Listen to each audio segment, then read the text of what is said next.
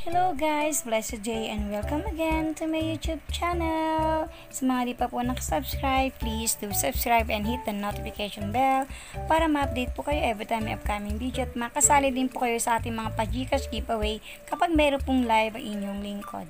Okay, samahan niyo ako. Luto na tayo ng chicken feet. Ang first natin gagawin, ayan, mag-isa tayo ng bawang, sibuyas. Siguraduhin niyo po na inyo pong chicken feet ay inyo pong na-marinate na. Ang aking pong chicken feet ay marinate ko na po siya.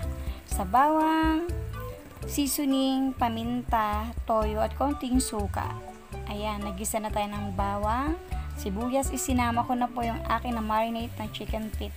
Ang sarap naman. Ang bango-bango.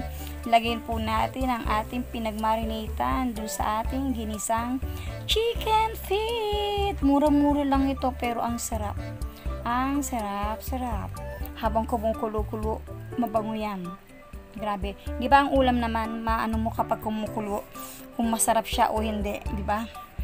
Kaya naglagay na rin po ako ng seasoning. Then syempre kasunod ng seasoning, syempre paminta. Ano ka ba? Paminta ka ba?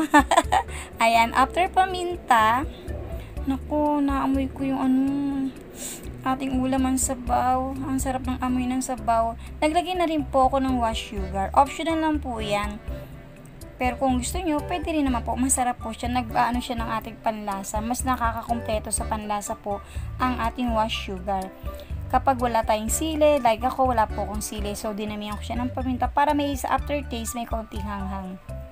Di po tayo pare-pareho ng way ng pagluluto. Ay pinapakita ko lang po sa inyo ay yung way ko po ng pagluluto. Tulad ko po, may sabaw nga po ang aming adobo. Mahilig po kasi kami sa sabaw. Ang asawa ko po kasi gusto niya laging may sabaw. Kuya, ayan. O di ba, kada dalal natin, luto na siya.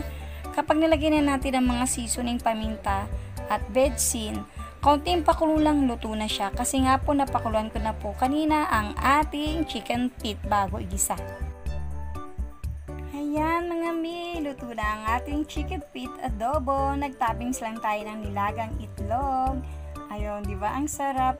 Optional lang po naman ang itlog. Depende na po yun sa inyo. Okay, bye for now!